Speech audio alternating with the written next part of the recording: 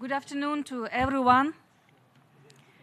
Dear Ambassador Maritza Chan-Valverde, dear USG Izumi Nakamitsu, dear colleagues, Excellencies, ladies and gentlemen, it is my great pleasure to welcome you all to the commemoration of the International Day for Disarmament and Non-Proliferation Awareness. At the United Nations, we all recognize that promoting peace and security is one of the core principles of our Charter. In these challenging times for international relations, the need for disarmament and non-proliferation education has never been more urgent. Raising awareness about the dangers of weapons of mass destruction, particularly among young people, is crucial. For that reason, in 2022, Kyrgyzstan, with broad support from member states, international organizations, and key partners, successfully advocated for the establishment of March 5th as the International Day for Disarmament and Non-Proliferation. Awareness as adopted through UN General Assembly Resolution 7751. Dear participants, your presence here today is a testament to the global commitment to achieving a nuclear weapon-free world. We are confident that this event contributes to strengthening international peace and security and helps ensure that future generations live in a world free from the threat of weapons of mass destruction. In recent years, the international community has made significant progress toward a safer world through multilateral efforts. At the Summit of the Future last September, we agreed that we need to build strong bridges between the present and future generations. And it starts through educating young people. As my president, His Excellency Sadr Japarov, stated during the summit, the future is not an abstract concept. It is our collective responsibility. True security lies not on weapons, but in cooperation, mutual understanding, and trust. We also acknowledge the needs to adapt education to the digital age. As part of the Global Digital Compact, member states committed to advancing digital skills, strategies, and adopt our training and education curricula for 2030. Disarmament and non-proliferation education must evolve alongside these digital advancements. Ladies and gentlemen, we reaffirm our strong opposition to nuclear testing and emphasize the importance of implementing the Nuclear Test Ban Treaty. We also recognize the Treaty of Non-Proliferation of Nuclear Weapons as a critical instrument for nuclear disarmament and non-proliferation. Kyrgyzstan is a key initiator and depository of the Treaty of a Nuclear Weapon-Free Zone in Central Asia. Will continue to work on this direction and looks forward to expanding cooperation in this field. We also recognize the pivotal role of the United Nations in disarmament and the valuable contributions of civil society, academia, and the media. We remain committed to promoting disarmament and non-proliferation education as a key pillars for peace and prosperity. In Kyrgyzstan, while many programs in international relations, diplomacy, and global security include disarmament and arms control topics, we are also actively working to integrate disarmament-focused courses into the curricula of higher education institutions.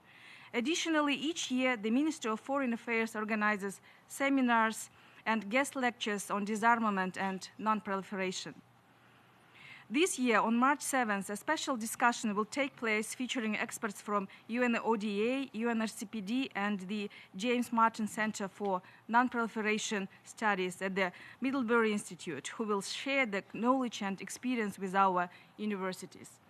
Lastly, Kyrgyzstan is a country yet to serve on the Security Council, has put forward its candidacy for non-permanent member of the UN Security Council for 27 and 28. If elected, we will prioritize disarmament and non-proliferation. Education is one of our key agenda items. In conclusion, I would like to note that today's discussions are an opportunity to explore innovative ideas in disarmament education. I extend my gratitude to UNODA and the Reppy Institute for their dedication in co-organizing this event and for bringing together experts to address the history and challenges of nuclear disarmament education. I thank you. And as a moderator, now allow me to give the floor to Maritza Chan Valverde, thank you very much for coming, for co-organizing permanent representative of Costa Rica to the United Nations and chair of the first committee of the UN General Assembly. Thank you very much. Mic for me? Red should be. Yeah, I got it. Thank you very much, Ida. Excellencies, colleagues, distinguished panelists, my dear friends, thank you for being here today. It is an honor to join you in observing the International Day for Disarmament and Non-Proliferation Awareness. I thank the Permanent Mission of the Kyrgyz Republic and the United Office for Disarmament Affairs and the Reppy Institute for Peace and Conflict Studies for organizing the important event. I would like to stress 3 points. First, let us be clear, nuclear disarmament is not just an aspiration, it is a tangible reality. Progress has been made and it continues. On this day, 1970, the Treaty on the Non-Proliferation of Nuclear Weapons entered into force, and it remains a cornerstone of the global nuclear disarmament and non-proliferation regime. Moreover, the third meeting of state parties to the Treaty on the Prohibition of Nuclear Weapons is taking place this week. The TPNW demonstrates that states are willing to go beyond deterrence-based security models and actively pursue a legally binding framework to eliminate nuclear weapons. These milestones prove that the world is moving forward on the road to disarmament.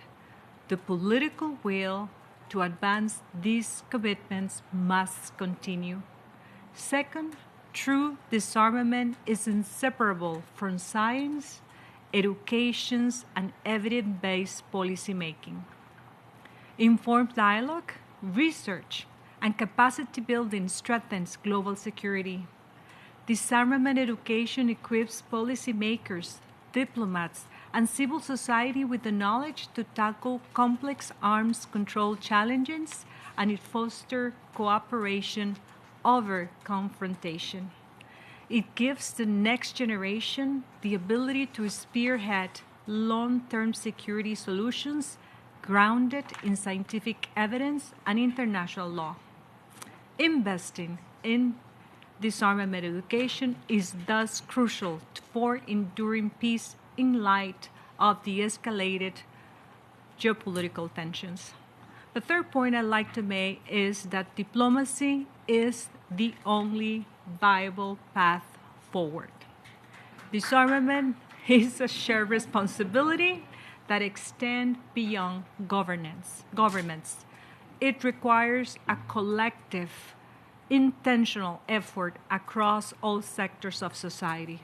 Parliamentarians, diplomats, scientists, educators, civil society, indigenous peoples, affected communities, people with disabilities, journalists, grassroots movements, feminist movements, the private sector, and future generation each play a vital role in shaping policies, advancing dialogue, and ensuring lasting security. A feminist, intersectional, and human security approach is essential to addressing the root causes of militarism, amplifying marginalized voices, and ensuring disarmament efforts are inclusive, effective, and sustainable. Let me close with this. Disarmament is a shared endeavor, a collective duty, and the work of all who dare to believe in a future built on peace. I thank you. Thank you. Thank you, dear Maritza, for your insightful remarks. I would now like to give the floor to Her Excellency Izumi Nakamitsu, United Nations Under-Secretary General and High Representative for Disarmament Affairs. Izumi. Thank you very much, Ida, if I may. Maritza and Vanessa, I feel very comfortable sitting here because we know we are amongst friends and disarmament believers. I think the collaboration and partnership between those people, individuals who believe in the security, utility, the benefits of disarmament processes and diplomacy and dialogue is very much needed today. So thank you for the initiative, and thank you for also to all the experts and people who have been investing in disarmament education for all the efforts that you have been making for many, many years. And I would like to welcome you all to this event to discuss the history, success, and challenges of nuclear disarmament education. And I think this topic comes at the most opportune moment. As Maritza already mentioned, of course, today, the 5th of March, not only marks the International Day for Disarmament and Non-Proliferation Awareness, it is also the 55th anniversary of the entry into force of the Treaty on the Non-Proliferation of Nuclear Weapons. So it is a very important day. And as she also mentioned, the third meeting of states parties to the Treaty on the Prohibition of Nuclear Weapons is also taking place here in New York at the moment. So I would say that all the energy is here at UN headquarters when it comes to movement towards nuclear disarmament. Now, as we meet here, however, we continue to see huge increases in military spending. That's a reality. Rising political tensions and also a dramatic shift and evolutions in the geopolitical context, increasingly divisive rhetoric, of course, and concerns, and intensifying violent conflict in different parts of the world. Sometimes in some parts of the world we tend not to see news reports on those conflicts, and we should remember that those conflicts are indeed continuing in different parts of the world. It is our responsibility. We must also face the stark reality that the risk of a nuclear weapon being used is now higher than it has been in decades. Now, more than ever, I think our collective energy and commitment that I started out my remarks now are needed to work towards disarmament solutions to achieve safer and more peaceful world for all of us, and not just us sitting here today, but also for future generations as well. To that end, youth engagement is really vitally important for disarmament as well. And it is a recognizable pillar of multilateralism today across many, many different domains and fields, including a key feature of our common agenda and, of course, outcome of the Summit of the Future, which adopted the Pact for the Future last year. Given the ongoing challenges, we really must work on sustainability and impact, including by strengthening and democratizing, if you will, access to disarmament and peace education, and by expanding youth networks. This will require better resources and also, I would say, longer-term vision, as well as the active participation of diverse stakeholders, including governments, educators, and civil society organizations. In other words, all of you here. My office, the Office for Disarmament Affairs, for its part, will continue to nurture youth platforms in the field of disarmament, provide capacity building, and support youth participation in disarmament decision-making processes through its hashtag Youth for Disarmament, which is the flagship youth-focused disarmament program, engaging hundreds of youth globally each year and providing them with access to make their voices heard in and also at formal intergovernmental processes, such as those taking place this week at the 3MSP in New York. And some of the young people involved in those movements are here today also. My office also launched today the call for applications for the second edition or cohort of the Youth Leader Fund for a World Without Nuclear Weapons, YLF, an 8-year training program sponsored by the government of Japan that seeks to bring young people from around the world to Hiroshima and Nagasaki to learn the terrible lessons of nuclear weapons use. But it's also backed by very rigorous online learning processes as well. My office dedicated education website, as well as our e-learning platform, include impartial, factual, and interactive content on a wide range of topics, from nuclear weapons to youth and disarmament, humanitarian approaches to emerging technologies, and much more. I really encourage you to take a look at it. It's a very impressive platform. Our hope going forward is to work with educators to further expand available resources to, number one, better serve their needs in conveying and tailoring disarmament education to their students, and number two, to enrich and diversify learning content to reach audiences of different ages and different backgrounds. So it is my hope that the insights and lessons from today's exchanges can reach a broader audience outside this room to help increase the much-needed investment in disarmament education activities, particularly nuclear disarmament education. And I am looking forward to the discussions today. Thank you very much for your attention. Thank you. Thank you. Thank you, dear USG, dear Izumi, for your statement. We firmly believe that UN Fora should remain the most inclusive platform for advancing our efforts in disarmament and non-proliferation education. Next, I'm pleased to introduce Dr. Vincent Intondi, our moderator for today's session and distinguished scholar of the Reppy Institute for Peace and Conflict Studies, Cornell University. Dr. Intondi is a leading expert on nuclear disarmament, working with organizations to incorporate diverse voices into the disarmament movement. Dr. Intondi will introduce our distinguished panelists and facilitate today's discussion. Dr. Intondi, floor is yours. Thank you so much.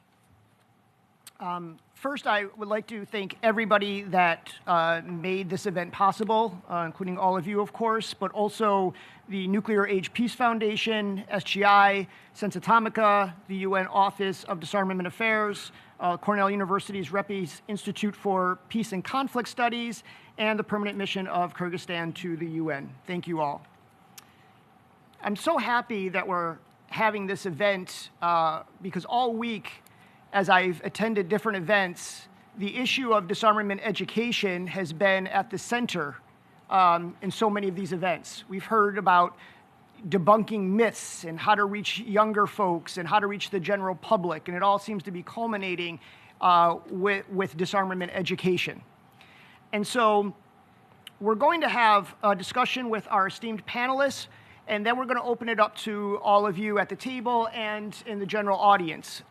We want to hear about what is working and what isn't working with disarmament education. What can we improve on? What is not being done well?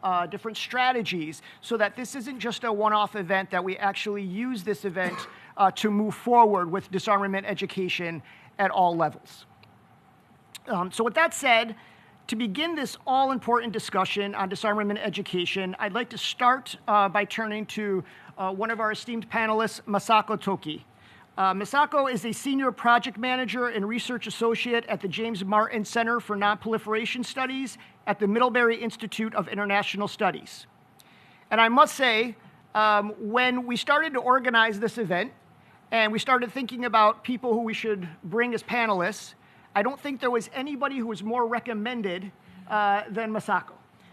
She is dedicated her life to youth education with nuclear disarmament, so I am overjoyed that she is here with us today.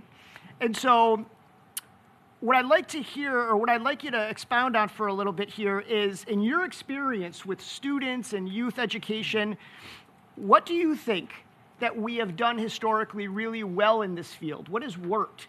And conversely, what do you think we've what are the biggest challenges that you see in disarmament education, especially beyond the graduate level, but when we're talking about reaching our youth? Thank you.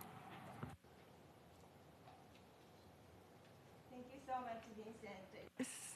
Okay, you are so kind to introduce me like that. And ambassadors and high representative, thank you so much. And thank you so much for sharing your very insightful statement. And Vincent is correct. I'm very passionate about youth education. And but let me first start with the challenges. Then I would like to end with a positive note.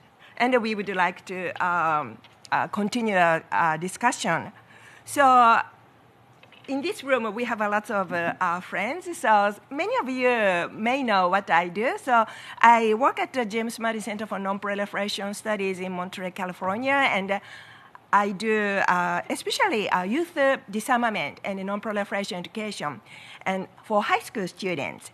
So one of my project titled Critical Issues Forum, and I brought some flyers. So if you are interested in, please feel free to take it.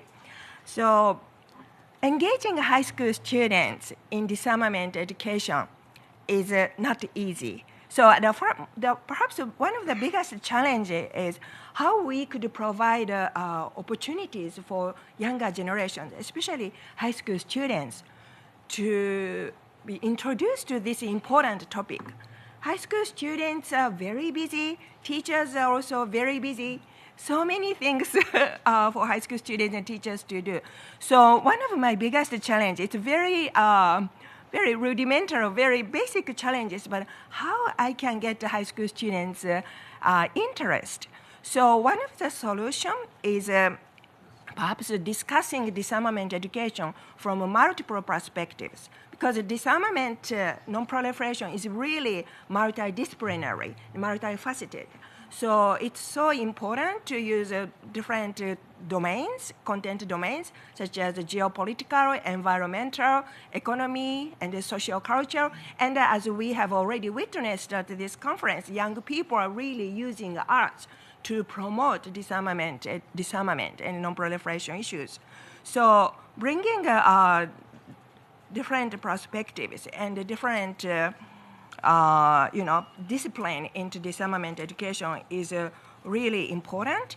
And other challenges I also encounter is, as a project, I'm managing this project for many years, and one of the biggest challenges I always encounter is how I could engage a diverse group of students, because disarmament education should not be like an elite topic. We really need to engage like a diverse background students.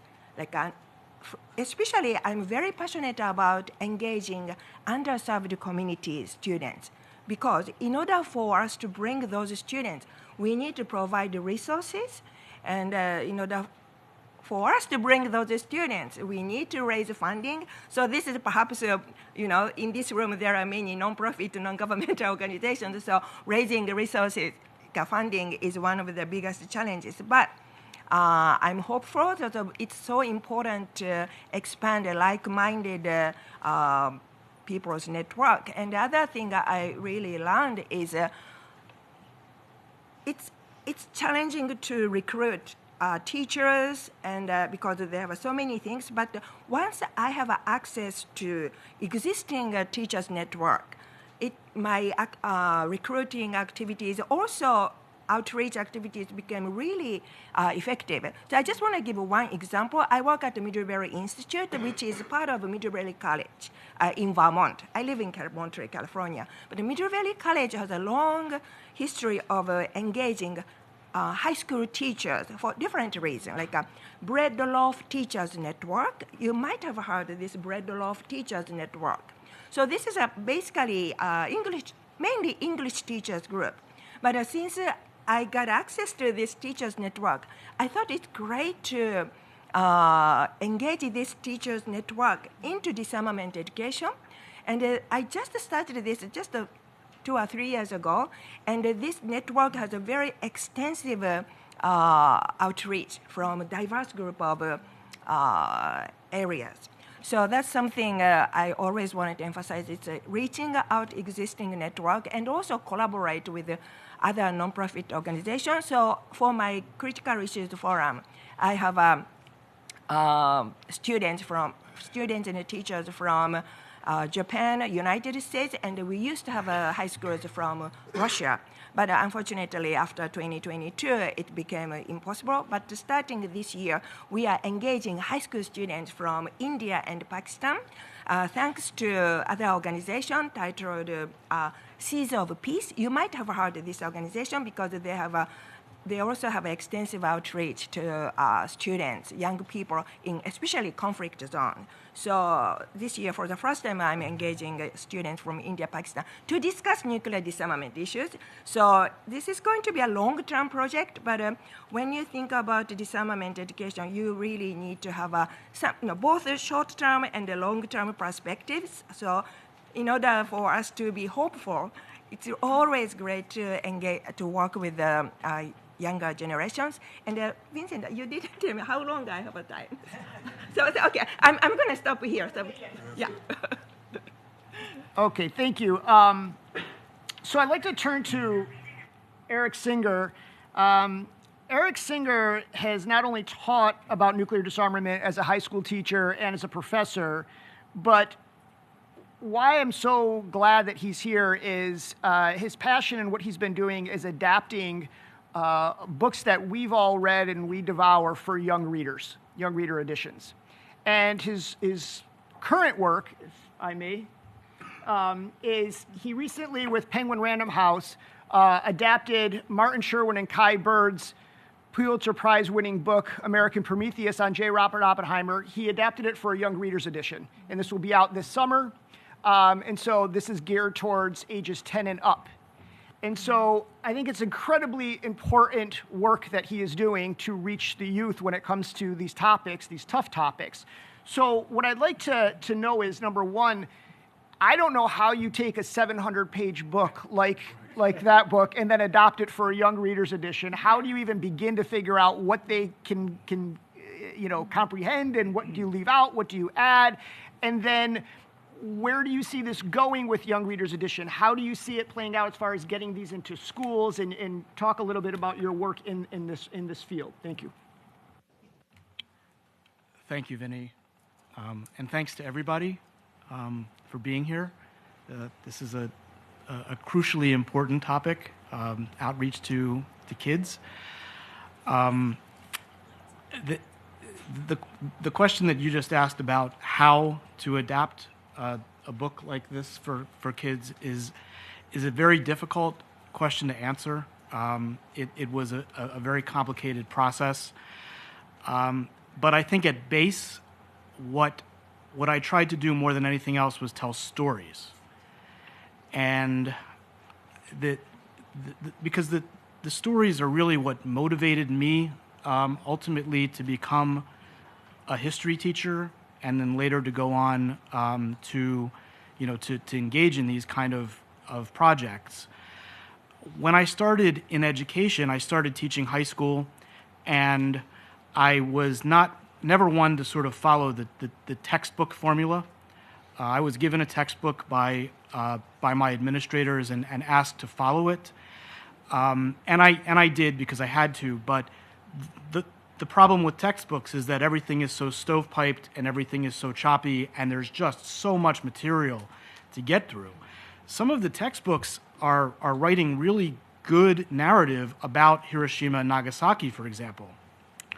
And they're telling the stories of the hibakusha, but they're doing it in the little boxes in the corners of the pages. And so if you're a student and you're trying to engage, and Misako, you were just talking about this, kids are so occupied with so many different things. Their minds are just coursing with not just the material that they're getting in their subject matter, but also sports and after-school activities and social pressures. It becomes nearly impossible for kids, especially in high school, to digest the real complexity of something like nuclear disarmament and the real reasons why we need to engage with it. So I think by asking the question of how can we change the way history is taught so that we start with the stories. We start with what actually happened, and then inductively take those stories and move them to the broader currents of how those realities came to be. That's the objective. That's my objective here. I wasn't able to really do it as I guess like I would have liked to in the classroom because of these constraints. That's ultimately what pushed me out of the classroom and into the academy, and then ultimately into these kind of adaptations. But we need to when an opportunity comes, like when Oppenheimer becomes a cultural sensation, or like I know, for example, James Cameron is going to be adapting. What's the name of the book? I forgot the name of the book, but it's about the one hibakusha who experienced both Hiroshima and Nagasaki. It's going to be a big movie. And I think that we as a disarmament community and as a community of educators and broader communities need to figure out how to, for lack of a better term, capitalize on those opportunities, on those cultural moments, to broaden the groups of people that we can engage with. And so that's, when we found out that Oppenheimer was going to become a movie, I asked Kai Bird, one of the authors of the original American Prometheus, what do you think about writing this for young readers? Because Oppenheimer's story is really something that would resonate with kids. His upbringing in a progressive environment, with all of the opportunities that could be afforded to him as a result of his family's wealth, and then his attendance at the Ethical Culture School on the Upper West Side. He wanted to do something positive. He wanted to do something amazing with his life, and he thought that he was. That's something that I think resonates with kids. So ultimately, Kai agreed that this would be something great to adapt into a young reader's edition, and we finally found a publisher who agreed. Anyway, maybe I'll stop there, and then we can engage. But thank you again for having me on the panel.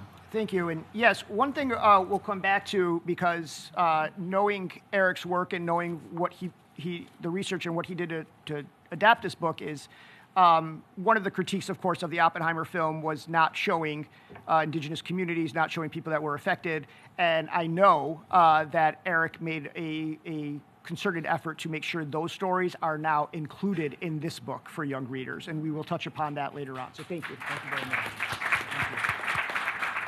Thank you. Okay, so I'd like to turn to Mel Hardy. Mel is with the Jimmy and Rosalind Carter School of Peace and Conflict Studies at George Mason University. Masako, you had mentioned in your opening comments, and I kind of circled it here, about art. And that is so dear to my heart and so important here, because not every student, as we know, learns the same. Some are more cerebral, some it is reading, but some are more visual learners, and art is such an important part of this. And what frustrates me is that in our world, so many times art is viewed as an appendage to research and as to nuclear disarmament work, when it should not be. And so when I think of Mel, I immediately think of two things: nuclear disarmament and art. That's his passions, and that's been his career in many ways, including all the work he has done with the Hiroshima children's drawings. So if you could, Mel, discuss a little bit about the importance of art when it comes to disarmament education in your experience. Thank you. Thank you very much, Vinny, Vincent. And I want to first acknowledge everyone in this room, especially your excellencies. But as I think about an axiom that I deliver to my students in the first instance is, if you are created, you are creative. So I start with a redefinition of the artist as a creative. In every dimension of life, in every dimension of endeavor, we are creative. Our task is to prevent the matters of markets and the state to get that creative out of us, to sublimate it out of us, sublimate it out of us. So I am in the company of other creatives, and I delight in being in this company today. I want to make a reference to the black swan theory. It is a theory that suggests that nothing in our past has suggested that which comes before us. We may have an opportunity now around the nuclear weapons abolition matter to create a black swan event, which is a non sequitur. You can't predict them.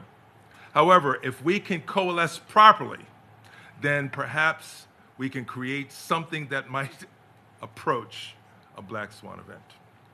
I start with this matter of education and the matter of, we're talking about nuclear disarmament education, but it could be education in every dimension of the learning practice, both for those of us who deliver education and for those of us who receive it, at every level, from primary to tertiary and beyond.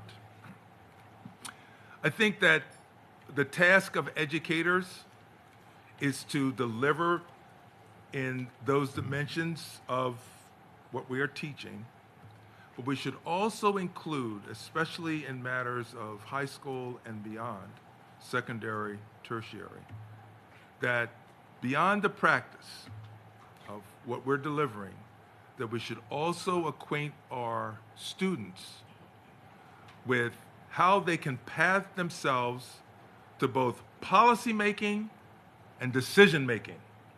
Because as we sit in matters of political economy across all dimensions of statecraft and market making, those of us in civil society, we creatives need to sit at the table of decision making and policy making so that we can make effective change.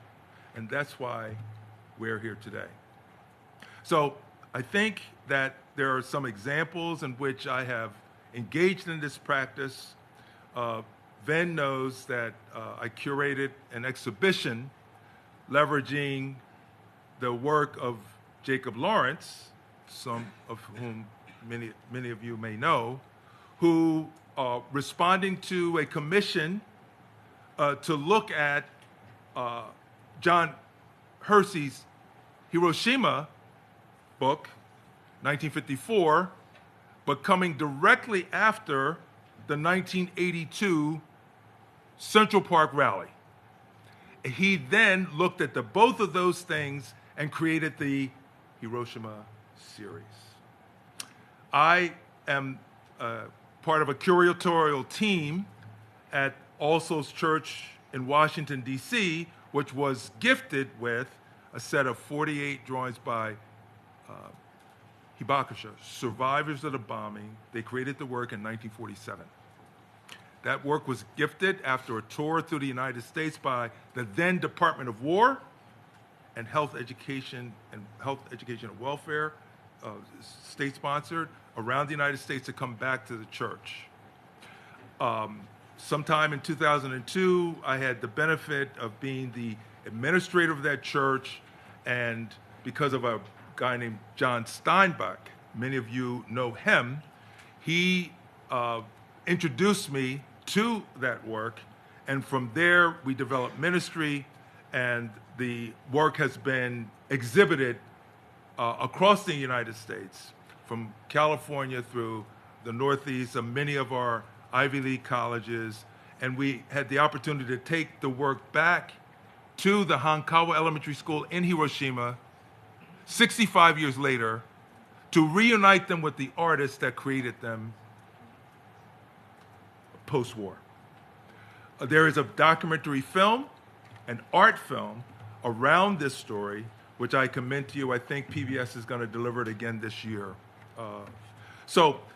With that, my particular practice now is looking at the role of creative institutions and creative class practitioners in advancing the work around the big thorny issues that we have in our world today.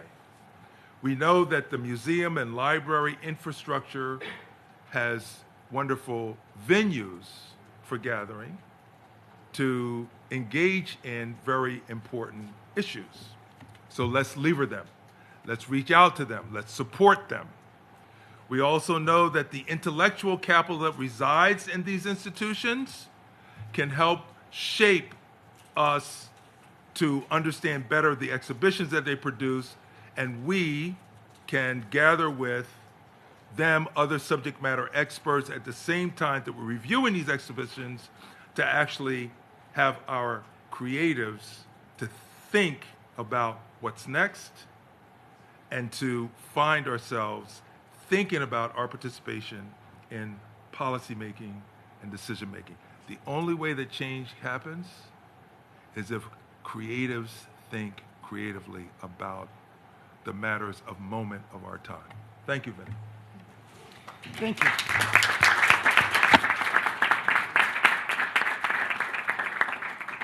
You know, one thing when we talk about art, and when you were speaking, that gets me is, at such an early age, students, at least in the United States, are told that they have to pick a path. You are either going to pick a path in humanities or you're going to pick a path in science, and never the two shall meet, the siloing of this. So it makes no sense to me that you have a student who maybe is studying physics, but they are not taking courses on, say, ethics and philosophy, or studying history, or studying creative arts, or creative writing. It doesn't, I don't understand why we have to have this siloing and make these students pick a path, and I think that dramatically hurts our chances of disarmament education. It shouldn't be one or the other. So thank you, Mel, and I'd like to turn to Emma Pike. And Emma, you have a master's in international education development and are currently working to strengthen the role of international law with Lex International. However, I think if you ask most people who Emma is, they will say that not only is she an educator on all things nuclear disarmament, but her work and social media. Now, for some of the older folks in this room, and I'll put myself in that category, when you start talking about researching or teaching younger folks on these issues about through social media, they might say you're not going to garner the results that you would versus an academic paper or something of that nature. I know Emma's work, and I would disagree. I value it immensely because I know from my own students over the years how many have come to the table learning something through social media, and specifically Emma. So with that said, when you started down this path of using social media as a tool for education and willing to put yourself out there knowing the vitriol that can come with that and come your way, what are your thoughts now that you've been doing this for a few years about social media? Do you still feel it's an effective way of engagement, especially with education and younger folks? Based on your experience, I'd like you to talk a little bit about that. Thank you. Awesome. Thank you so much, Vin. And also thank you so much for everyone who's in this room. I can't fully really express how happy I am to be here.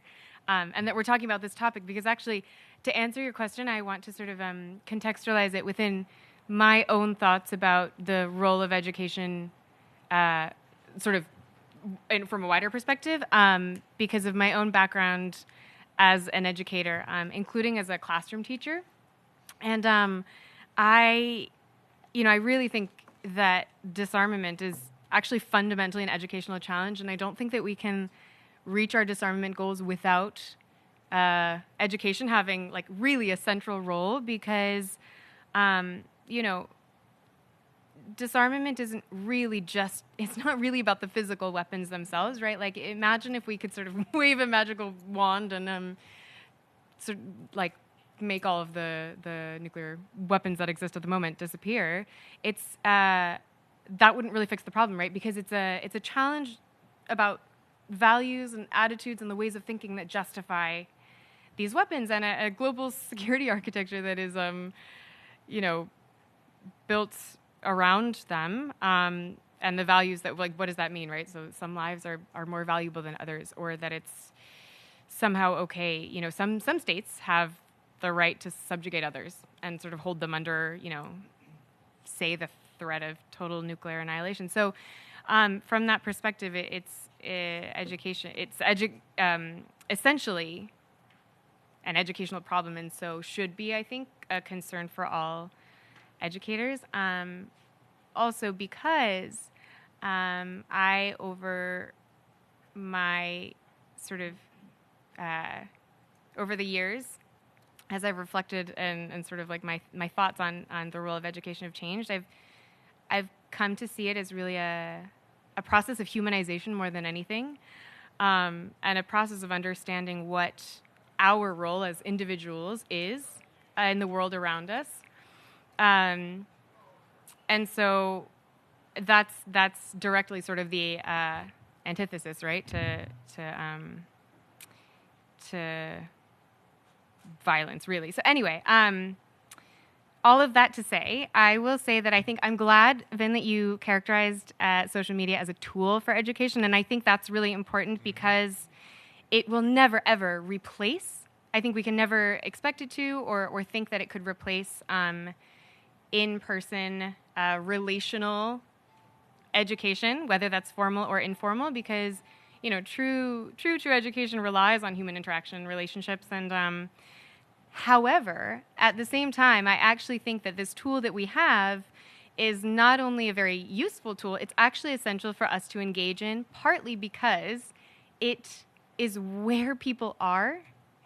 And if we don't engage with it, the people who are there, whether we are there or not, will be exposed to only all kinds of other narratives that we then have to meet people where they are.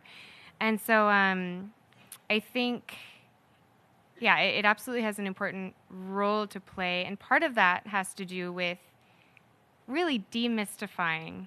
So demystifying nuclear weapons themselves, demystifying disarmament, even these processes, what they look like, what our work looks like. And that's part of humanizing it as well, right? Because I think when people are able to understand the problem better and see more of the truth, and see especially what solutions might actually look like. And Maritza, I'm so glad that you mentioned that earlier, that it really is, disarmament is a reality, right? It's not just sort of like a aspirational thing. And if we're able to demystify that and expose people to that, then that's when people become able to see a role in it for themselves as well. And so that's one way that, social media is a tool that can allow us to do that to and for audiences that we wouldn't reach otherwise. And so in that way, I think it can help to sort of change the popular narrative in some ways. I saw, and I can't remember now exactly what it was, but I saw research sometime in the last year, and I think it was specifically sort of talking about the climate movement, but the sort of main finding was that if something is repeated enough times, even if it's something that you fundamentally don't believe in, with enough repetition, it starts to sort of stick in your brain, and our minds start to change, even if we don't think that that's something we believe in, if that makes sense. So there is definitely that's something that we have to consider, that is important, that repeating these messages and the truth and our work and what that looks like that has an important role.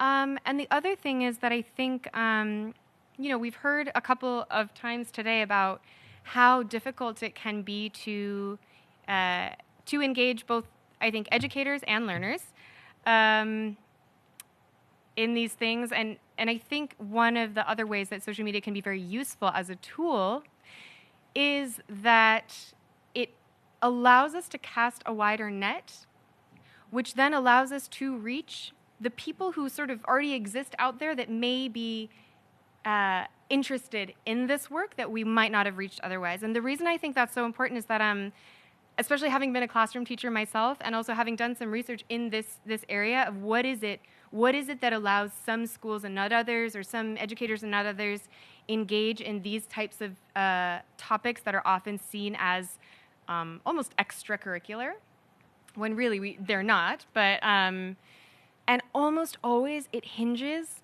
on an individual person, an individual educator at a school who champions that issue. Like that really, without that, it doesn't matter how many resources we create or provide. And so I think another way we can use social media is to be able to find and connect with those people. And that's something that I have found it very useful for. I won't give any details, but there are actually several people that I've met just in this last few days who came to this movement and actually to this MSP through the things that I've put out on social media. And that is incredible. And so, yeah, I really, in the context of education, I really, really want to emphasize that I don't believe it can ever replace person-to-person relationships. But it has a very important role as a tool. And I'm now realizing I didn't really address your questions about the challenges, but I don't know if, is that something we... Yeah. Okay, I'll leave it at that. Thanks. Thank you.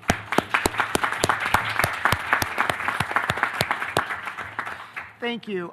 As always, these events, you wish you had 4 hours, and we don't. So with that said, I would really like to make sure that we get as many voices in here as possible. So I'm going to open it up to everybody in this room. Just raise your hand. For those of you behind me, give me a tap. I'll try to look out. If you have a comment or a question, a critique, your own experiences, these are all things that we want to hear and learn from.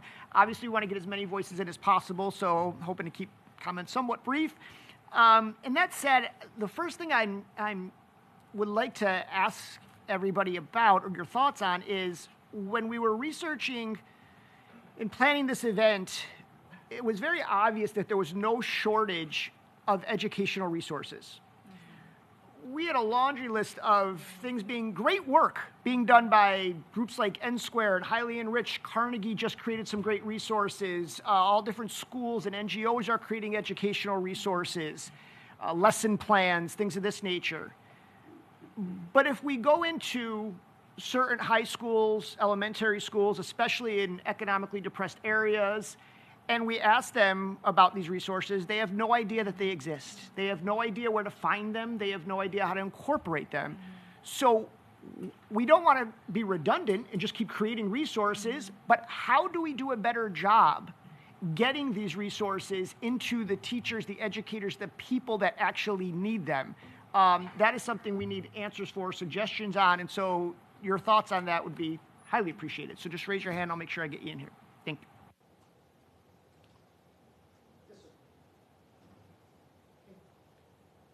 Thank you very much, and thank you very much for this excellent event and the great presentations, which I really appreciate. And I'm sorry, George Wilhelm Gallo from the Austrian Deputy Director for Disarmament and Non-Proliferation in Vienna. So thank you so much for this event, and just 2 points maybe to make. I mean, I think you made a very valid point about sort of the knowledge. A lot of it being there, also a lot of it, I think, getting more accessible with new means. I mean, Emma's work is fantastic on social media to get more people in, especially in the nuclear field. That's really, I think, essential. And what that does, and that sort of links to the second point, is the empowerment aspect. You know, I mean, part of empowerment is knowledge, and that we have a lot of, we don't necessarily get there. And the second part is making people feel like they have a say. And that's quite often where that connection still is missing. And, you know, there are lots of initiatives. I mean, we're doing a lot of TPNW work right now, so that immediately springs to mind. And there's a lot of excellent work that's being done there, trying to reach people at different levels, looking at the cities level, looking at grassroots organization where young people can engage. Modern treaties like the TPNW have an engagement aspect. We have youth participants coming. We have youth groups, the TPNW youth group. In my field of work, I'm the Executive Secretary of the Hague Code of Conduct Against Ballistic Missile Proliferation, which also just created a youth program where we actually fly in people from across the world to try to engage people from everywhere with issues that are somewhat abstract initially. Ballistic missile proliferation is not something that every high school student learns about. It's more a university level thing. But even so, just for them to have a say, to sit at the table, to talk to decision makers and get their word out, that actually really creates an interest that's deep and then actually gets them to stay in the field and gets them to engage more deeply. I think that aspect is something that we need to look at more cross instruments that we have in disarmament, non-proliferation, to make sure that we have an engaged audience, and to have an engaged audience that then also pushes their own countries into positions that actually help further the disarmament agenda. Thank you. Yes, Elisa? My name is Alyssa. I'm from the youth for TPNW. I think when exchanging this, I feel very happy. For instance, I think just to correspond to your points, actually, yesterday we managed to conduct the youth MSP. We were able to have about 120 youth delegates across the world, even through online. And I think the most important thing is when we talk about all of this is, like you said, about decision making. At the end of the day, while we have nuclear disarmament education that is being said about awareness, but I think a lot of us tend to have this kind of like question mark. Now that we know, how can we do any actions? And we felt a bit puzzled, or even to a certain extent gloomed about what we can do moving forward. So what we do back at U4TPNW, and even for me, for myself, we try to do briefings and actually share the processes that happen in these places. So I think it is wonderful. I have managed to come from the second MSP to even here, and actually able to witness all of these engagements has been very insightful. But at the same time, we're not actually a part of the informal negotiations. We're actually where the decision-making processes has happened. And even when we did most interaction with other ICANN campaigners, a lot of them are also not really aware what are the protocols. Even when you look at the resolution, what words or how is it framed necessarily? And I think that element of education itself within the nuclear disarmament has to be in part. Make sure that that knowledge gap can be truly localized. So I think I want to flag out maybe one area that we can move forward together. I think there have been a lot of engagements, but simulation when it comes to writing and drafting as well must be incorporated, be it through within the UN system to early career diplomats. And that could also be extended to the Ministry of Foreign Affairs or even Defense. And then you can localize it slowly all the way to the bottom ground. Because essentially it works like when we share our knowledge or our recommendations, it needs to fit a certain language for a certain audience. So it should be reciprocated in that. Thank you so much.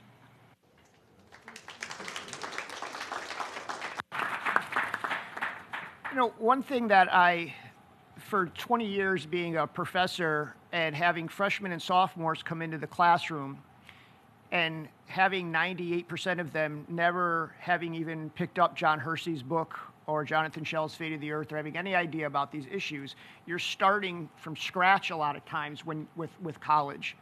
So when I look at our youth, and I mean really younger folks, we as a society have figured out how to tackle tough subjects for young folks. We have created graphic novels, we have created books and films for children on the Holocaust and other difficult topics. But we haven't done that for this, at least not to my knowledge. So how do we do that? How do we start at that age? What is the approach? Because you balance, for me, you don't want to scare some child, right, with all of the imagery and everything, but you also don't want to be in denial about it. And so I struggle with this myself. How do we start at a really young age to have that education so that they're not coming into college with no base at all? If there's anyone that, again, has suggestions or has, projects that they know being done on this, I'd be eager to hear your responses. Rouge, you had your hand up, and then I'll come back around to Chi, and then, yeah, thank you. Thank you so much. Hi, everyone. My name is Rouge. I'm with Reverse the Trend, the youth initiative of the Nuclear Age Peace Foundation. And to And to kind of address that question, some of the thoughts I've had is thinking young kids, before they're learning kind of more about the world and anything of that sort in school, they're hearing about it first from their parents and from their communities. And those parents and those communities are going to have always like some issue that matters to them, whether it's like affordable housing or something within the local community.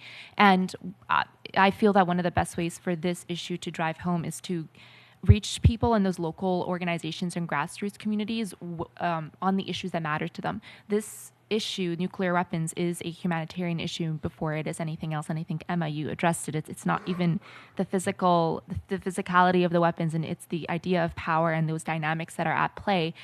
And those dynamics resonate through all areas of society, whether it's housing, whether it's affordable groceries, whether it's kind of like how gender dynamics are playing out in any community. So I think getting in touch with local grassroots organizations that are helping the community, that the community trusts, and saying, hey, like this topic that you're addressing is really important. Maybe, what we're working on actually intersects with that, and looking at how intersectionality has a really important, vital role to play in this, and that kind of even changing the wording so that it's not just a nuclear weapons disarmament issue, but it's a human rights issue, and it's an issue that it does come down to whether people can afford basic human needs, and whether their kids are able to go to school, and those everyday concerns of just the average person around the world is going to come first in their minds, and this issue ends up really coming last. But the truth of it, and I think a lot of people here at this 3MSP understand, is that it does resonate across many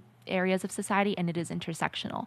So I think getting to those like local organizations that the community trusts and that's helping the community, and giving this to them and saying, hey, here are some resources that, maybe you can share that actually, and this is why it connects to what you work on, I think could be really impactful, so that people, if their biggest concern is the economy and being able to afford things, that they can now see how much money is going towards nuclear weapons and keeping that industry going, and suddenly it's personal. So that's kind of my 2 cents. Thank you. Thank you.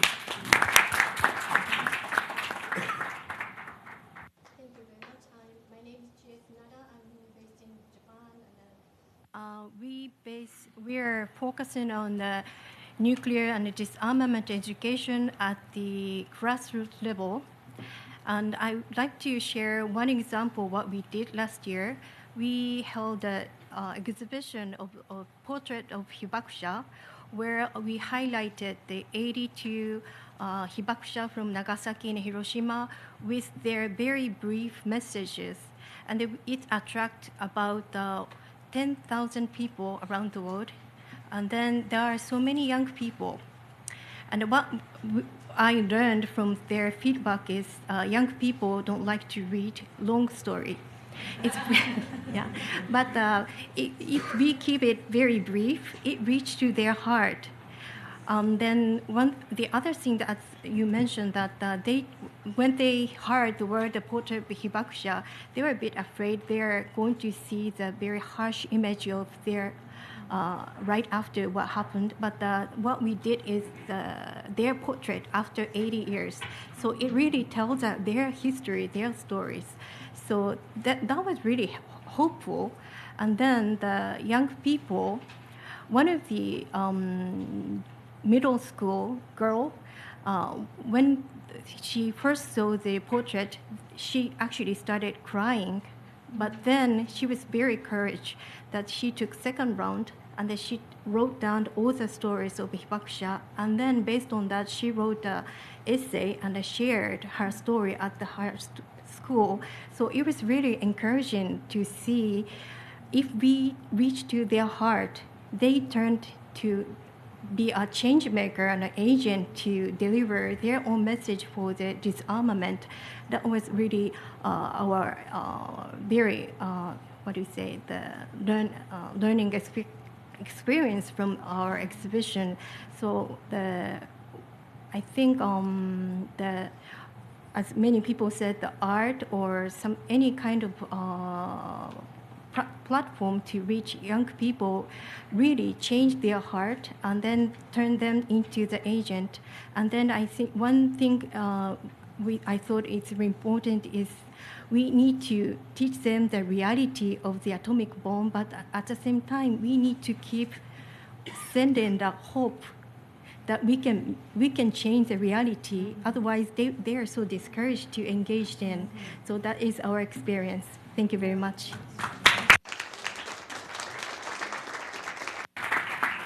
Penny? Thank you so much for organizing this. I mean, this is a huge topic, and we are, kind of simultaneously kind of discussing many different aspects. And I think it is the subject of a longer conversation, a longer conference. So I would encourage the working group to think about creating a different forum that's longer, that can look at, specific pieces, because, how we think about, children under the age of 10, teenage years, young adults is all very different. But I want to say a few things. First of all, I really appreciated Ambassador Maritza's emphasis on, having a feminist, human rights, nonviolent, intersectional approach, because that is what this requires. And I think people, kind of understand viscerally those concepts because of, kind of what happens in their everyday lives, right? So, I mean, even the word disarmament is a veil, is a cloak, I mean, we need to use words that people sort of understand, like, get rid of, or, abolish, or nonviolence, or peace, the word peace, because that's really what we're talking about, in promoting a path of diplomacy and peace, as opposed to, weapons that harm and kill. And in the United States, as you have well noted, any child attending public school does not learn about what happened in Hiroshima or Nagasaki. They don't learn about nuclear weapons. And where do people learn information? I think it was very eloquently expressed earlier. You learn from your family, you learn from your community, you learn from your church, you learn from community institutions, right? I mean, you do learn some things in school, but I would posit that in the United States, if we're talking about communities of color, rural communities, poor communities, those communities with less access, it's going to be community-based organizations that provide most of the information. And how is that information provided? It's stories, right? I mean, we keep talking about stories, we talk about art, right? We talk about experience. So in other words, I really believe that education comes about first with some experience. How are we creating experiences for younger people to learn about this? And how can we create experiences like the one that you so beautifully described, where people can actually see and interact with people with lived experience, where they can see a reflection of themselves, right?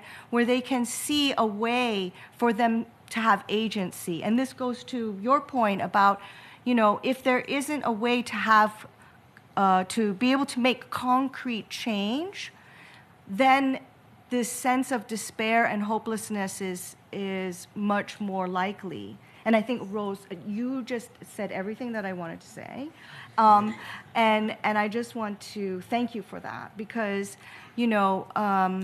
I think that the other day, Alderman Maria Haddon spoke about her experience in getting Chicago to pass a resolution. And how did she do that? She worked with a youth council. that she organized. So it's not just about creating opportunities to learn stuff and to, kind of understand history and what happened in history and to kind of get beyond, state propaganda, but it's also how do we create a way for people to work together to actually make concrete change? And then how do we link that impact, that local impact, very local impact can be related to a municipal impact, a county impact, a state and federal, it can all build, right?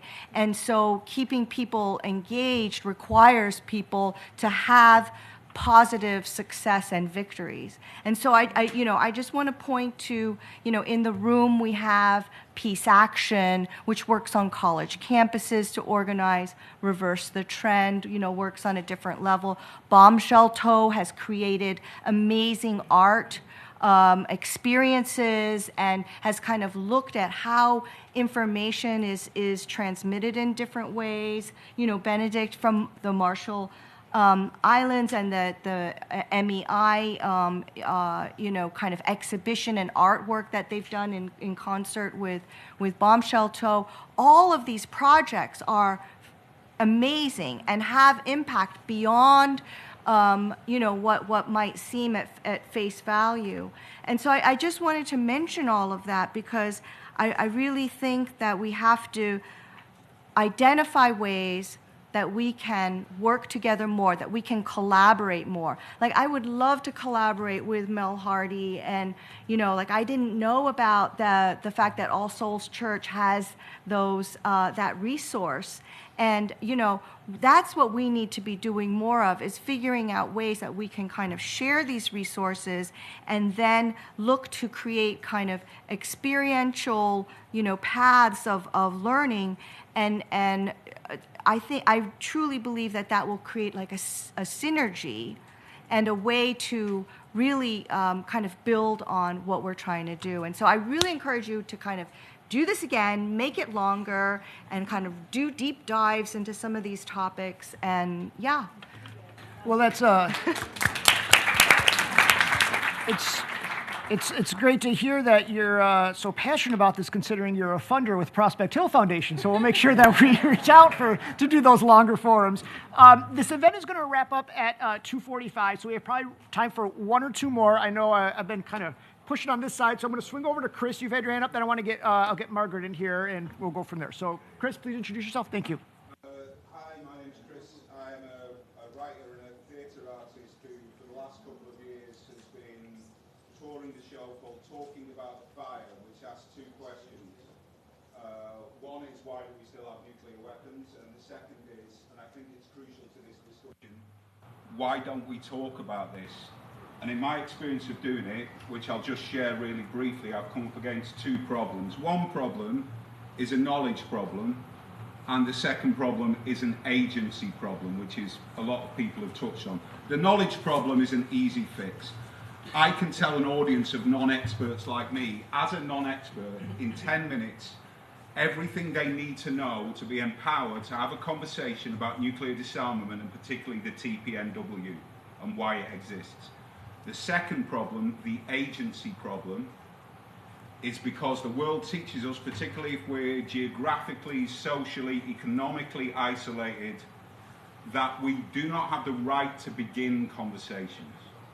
So the show that I do is a structured conversation which is designed to empower people to start their own conversations, and the knowledge that I give them is only a tiny part of that.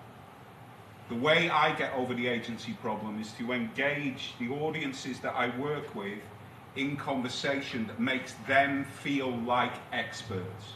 Not about the topic that we're talking about, but about whatever their area of expertise in, usually who they are and where they live. And once they are empowered to feel like an expert in something, then that barrier towards going out into the world beyond rooms like this and beyond theatres and beginning their own conversations about the importance of this, that barrier is gone because they've modelled speaking from the position of an expert, and that is something that the show encourages them to do. So I'm just making a case for weaving that angle into educational resources. I'm lucky I get to do that live. I know it's harder with a book. It's harder with a passively received kind of piece of information. But it is, I think, something that's important to think about. Thank you. I want to turn to Margaret. Margaret works with New York Peace Action and works on organizing on college campuses and creating new chapters in high school and colleges. And so I'm curious to know your experience with this in terms of how much education they already have, and how much of this, are you struggling to start these up, and so on and so forth. So if you could speak to that, would be great. Thank you. Yeah, absolutely. And thank you so much for having me. As Vincent said, I'm Margaret Engel. I'm the Student and Campaigns Coordinator for Peace Action New York State. So I have so many things to say about student organizing and what we do at PANAS, but I was able to just have long conversations about this past weekend at our Student Peace Conference. And one of the greatest takeaways that I got from learning about their experiences was the two issues that across the board they're all facing is budget and turnout. And in terms of these student chapters, and we have 17 of them this year, those student organizers are self-selecting. They are coming with passions about regional conflicts like Gaza and Ukraine. There are international students who have ties with war and have their own stories to tell. Or they're coming in already having knowledge from previous classes. A lot of them aren't coming in with knowledge about nuclear disarmament. And so that's why we wanted to have this conference the weekend before, so that we could bring students to the UN. And I want to connect that to what Alyssa was saying about access. It's so important that we give young people access to rooms like this and give them a mic and let them not only learn about policy like the TPNW, but also be able to share the experiences that they're having on campus.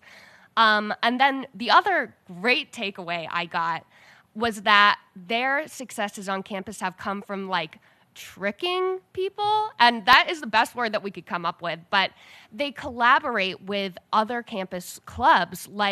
For example, one of our chapters did an event on AI and the military-industrial complex in collaboration with the Computer Science Club. And the people showing up to computer science were not thinking that this was going to be this big conversation about militarization and authoritarian shifts, but they came and they learned something. And so it's not the self-selecting students who need to be reached, even if they don't have knowledge on the TPNW or UN proceedings. It's their friends and their classmates and people from Computer Science Club, and like you said, people in STEM who really need to be hearing these conversations. So yeah, just giving people access and also making sure that they have funding. Thank you. Yeah, I think there's one of the elephants in the room with the work that you're doing and challenges you may come up against is the amount of money that producers of nuclear weapons are putting into college and universities, millions of dollars into universities, and so that is what you're up against in terms of what they're able to dictate in terms of education. Eric, you want to jump in here, and then we may have time for one or two more. Go. Real quick. Penny, I really appreciated what you had to say. I wouldn't give up on the schools quite yet. There's just for everybody to know, there's a wonderful organization called the National Council for the Social Studies. If you haven't heard of them, they have an annual conference every year in late November, early December, and teachers are really pushing the envelope. They're hungry for new pedagogies, and they're hungry for new materials and innovative ways to teach social studies. There's a backlash going on right now to the more formulaic approaches. It's a really good time to get a booth there, and to submit a panel. It's not just teachers; it's administrators, it's textbook writers, it's textbook buyers. I think that's one concrete strategy that we can employ. sorry. I'm sorry. Okay, so I'm going to go to the gentleman next to Yasmin. If we can keep them really brief so we can get a couple more comments, and then we'll wrap it up. So go ahead, sir. Sure. Okay. My name is Paul Andrews. I'm with a group called Voices for a World Free of Nuclear Weapons. And I just want to comment on your comment about science and liberal arts. A friend of mine used to say that people need to know that 2 and 2 are 4, but they also need to know what 2 and 2 are for, right? So I just think that's important. It's not just what we need to know, but it's also who we need to be. Students need to know who they're going to be in order to be a container for the kind of knowledge, because a lot of people get this and then they're stuck in fear or despair or whatever. We have a program where we're working with college chaplains and counselors because these are people in a position to counsel young people all the time about how they're going to hold this knowledge, how they're going to deal with the fear and the helplessness and hopelessness that so many people feel. And we find that when we pair this with their already existing concern about climate change, a lot of people want to get into that discussion. We had a lot of people just step right into that. So and the name of our organization is Voices for a World Free of Nuclear Weapons, not against nuclear missiles, for a world free of nuclear weapons. And so we're offering the energy that you draw when you invite people to create something is very different when you invite people to end something. So to offer young people that kind of vision about a world, you can work for this world. That's a very different energy that you create. Thank you. So I want to be respectful of everybody's time. And so one thing is, I know there's so many more things we could talk about, as Penny talked about. So please, number one, if you are interested in this topic or furthering this conversation or action planning, reach out to us at the Reppy Institute at Cornell. We have a disarmament education group. It is ever expanding. We are constantly researching and analyzing, strategizing on this topic. So please feel free to reach out to us and so we can include you in our planning and research. And I also want to thank, again, everybody who attended, everybody who helped organize this. And, I know we're in a crazy time right now, and it can be really challenging in terms of our mental health and everything else that's going on. So I would hope that during this busy week that at some point you all step back and just take a moment to take stock and appreciate all of the great work that you are doing on a daily basis to make the world a better place. And when you go to bed at night and you ask yourself, am I really doing enough? Remember the words of the great writer and poet Audre Lorde when she said, survival is indeed the greatest gift of love we can give one another. Thank you.